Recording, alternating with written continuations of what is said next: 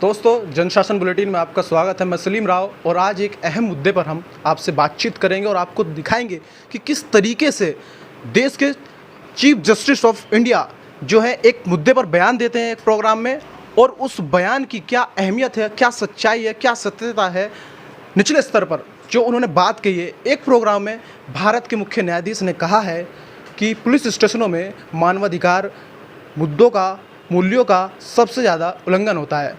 दो अधिवक्ता आज मेरे साथ हैं, उनसे बातचीत करेंगे और उनसे जानेंगे, क्योंकि वो इस विषय पर बेहतर अपनी राय रख सकते हैं, बेहतर हमें, हमारे दर्शकों को समझा सकते हैं कि ऐसा आखिर उन्होंने क्यों कहा। चीफ जस्टिस ऑफ इंडिया क्या सोचकर इन बातों को कर रहे हैं और क्यों कर रहे हैं, और अगर ऐसा है तो किस तरीके से उसको सुधारा जा सकता है, किस तरीके से उसका हल निकाला जा सकता है। मेरे साथ दो अधिवक्ता हैं, हम उनसे पूछते हैं कि आप क्या सोचते हैं इन बातों पर, इन मुद्दों पर कितनी सच्चाई है। आपका जी साइम जी, आपका बहुत बहुत स्वागत है। धन्यवाद आपका। सबसे पहले आपने बयान सुना, देखा, कितना गंभीर मुद्दा है और आप क्या सोचते हैं? देखिए राव साहब, मैं आपको बता दूं कि आप तो शायद इस विषय पर पहली बार चर्चा कर रहे हैं, लेकिन हम वकीलों में लगातार इस विषय पर चर्चा होती रहती है। ये पहला मामला नहीं है कि जब सुप्रीम कोर्ट या हाई कोर्ट के किसी मुख्य न्यायाधीश ने इस प्रकार से मानव अधिकारों की वकालत की हो, उनके बारे में चिंता व्यक्त की हो। मैं आपको बता दूं कि जब हमारे लिए कोई कानून बनाया जाता है, पूरे देश के लिए कोई कानून बनाया जाता है या कोई विशेष अधिनियम किसी राज्य के लिए बनाया जाता है, तो उसकी एक आत्मा होती है। उसमें ये दिखाया जाता है कि कानून बनाया किस लिए जा रहा है। तो जो उसकी आत्मा होती है उसको उसमें पूरे तरीके से स्पष्ट किया जाता है। अब मैं आपको बता दूं कि ये जो विषय है, इस पर चीफ जस्टिस से पहले न जाने कितनी बार सुप्रीम कोर्ट की गाइडलाइन आई कि आप जो है सबसे ज़्यादा थानों में जिस तरीके से मूर्तियाँ हो जाती है, और ये पहली बार नहीं हुआ है जब ऐसे कहा गया है। मुझे कम से कम 10 रूलिंग ऐसी याद होंगी जो मैं आपको बता सकता हूं, लेकिन समय अधिक हो जाएगा, बात लंबी हो जाएगी, जिसमें जो है प्रताड़ना के कारण पुलिस स्टेशन में किसी की मृत्यु हुई हो। अब मैं आपको बता दूं, एक बहुत ही चर्चित मामला रहा जिसमें पुलिस के द्वारा ऐसी प्रताड़ना दी गई, किसी और को नहीं, आप चौंक जाएंगे सुनकर। मुख्य जो ये हमारे चीफ सीजेएम होते हैं ना, चीफ जुडिशियल मजिस्ट्रेट, उनको प्रताड़ना दी गई थी पुलिस थाने। अपने भाषण में सीजेआई जी ने ये भी कहा है कि ये सिर्फ कॉमन आदमी के साथ नहीं होता, ये प्रतिष्ठित व्यक्तियों के साथ भी थर्ड डिग्री वाला खेल, ये सब चीज़ें होती हैं। जाहिर सी बात है, जब मानव अधिकारों का उल्लंघन हो रहा है तो वो मानव के प्रति हो रहा है। अब ये ज़रूरी है कि जिसकी पहुंच ज़्यादा है, हो सकता है उसके साथ कम हो, लेकिन उनका ये बयान चिंता व्यक्त करने के लिए काफ़ी है कि जिनकी पहुंच ज़्यादा है, जो अपने लिए एक महंगे न्याय को भी खरीद सकते हैं, उनके साथ भी ये हो जाता है, तो इसलिए चिंता जाहिर है। लेकिन मेरे सामने ये किताब रखी हुई है, मैंने इसीलिए रखी थी, दंड प्रक्रिया संहिता। इसमें कहा गया है कि जब आप किसी को गिरफ्तारी करोगे तो गिरफ्तारी की सूचना एक रजिस्टर में दर्ज करोगे, उसके किसी परिवारजन को गिरफ्तारी का कारण बता करके उसे दर्ज करोगे, और उसके बाद 24 घंटे के अंदर आप उसको मजिस्ट्रेट के सामने पेश करोगे। 48 घंटे, 72 घंटे पुलिस अवैध कस्टडी में रखती है, ये बात सत्य है। अगर आप इस पर जांच करोगे, आप बिल्कुल कॉमन आदमी हो, आप भी जांच करोगे तो ये पाया जाएगा। और अगर जस्टिस रमन्ना ने ये कहा है तो कुछ सोचकर कहा होगा। ये पद कोई छोटा मोटा पद नहीं है। अब सोचने की आवश्यकता है कि ये जो कानून बनाए जाते हैं, ये किताबों के लिए है या सबको इस पर अमल भी करना चाहिए। सबसे बड़ी बात यही है कि क्या कानून सिर्फ किताबों के लिए है, पढ़ने के लिए है, क्या समझने के लिए और उन पर अमल करने के लिए नहीं है। लोगों को कस्टडी में मारा जाता है, जब तक उस पर आरोप तय नहीं हुआ, आप किस तरीके से उसके साथ ऐसा खिलवाड़ कर सकते हैं?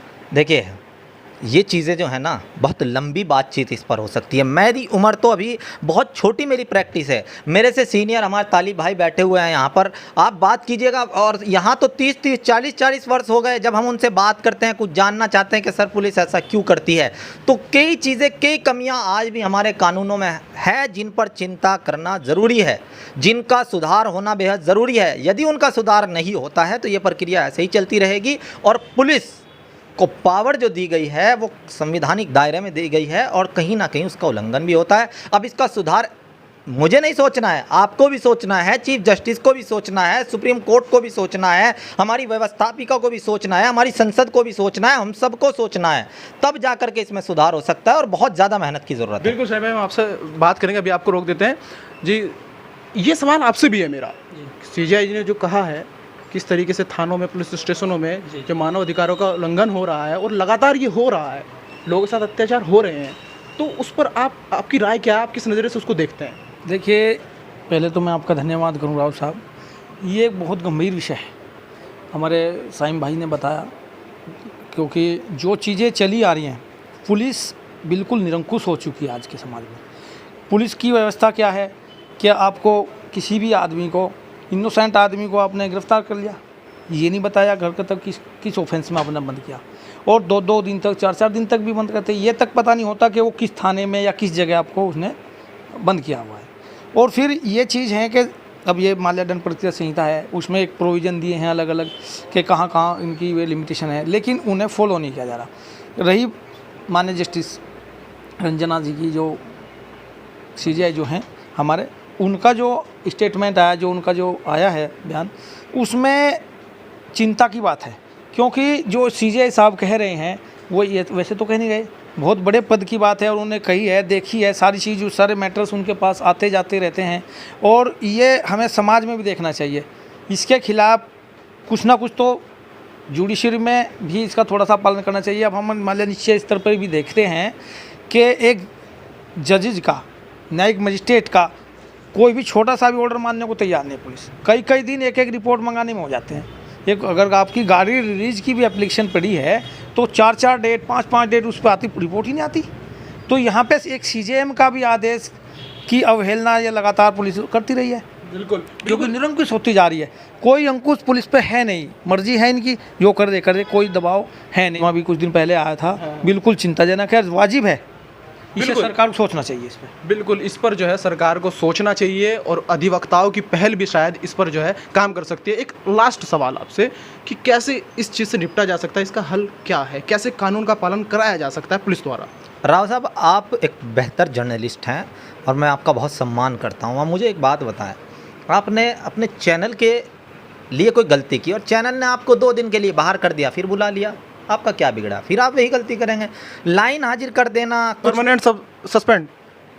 मेरे हिसाब से तो कम से कम अगर मानवाधिकारों का उल्लंघन हो रहा है तो उसको बहाल ही नहीं किया जाना चाहिए। जो अधिकारी निरंकुशता के साथ, कानून के साथ खिलवाड़ कर रहा है, अपनी ड्यूटी से समझौता कर रहा है, किसी तरीके से कोई ऐसा अवैध लेन देन कर रहा है, अगर वो जांच में शामिल होता है और पाया जाता है, उस पर आरोप सिद्ध होते हैं, तो उसको बहाली, उसको वापस इस सर्विस में बुलाना ही नहीं चाहिए। मैं तो यही कहना चाहूँगा, और उस पर जो है न्यायिक प्रक्रिया के तहत एक ट्रायल चलना चाहिए और बाकायदा उसका सामाजिक बहिष्कार भी होना चाहिए। बिल्कुल, तो आपने देखा कि किस तरीके से सीजेआई जी के, एनवी रमन्ना जी के बयान के बाद अधिवक्ता क्या सोचते हैं और किस तरीके से इन मुद्दों का हल निकल सकता है कि अगर मानवाधिकार का उल्लंघन होता है किसी भी स्टेशन में, तो वहाँ के जिम्मेदार या उसमें दोषी लोगों पर जो है कठोर कार्रवाई होनी चाहिए, तभी जो है इन मुद्दों का या इन समस्याओं का हल हो सकता है। ये बड़ी ही चिंताजनक जो है बात थी, जिस पर हम चर्चा कर रहे थे, अधिवक्ताओं से बातचीत कर रहे थे। मैं सलीम राव, मेरे सहयोगी विकास कुमार के साथ देखते रहिए जनशासन बुलेटिन।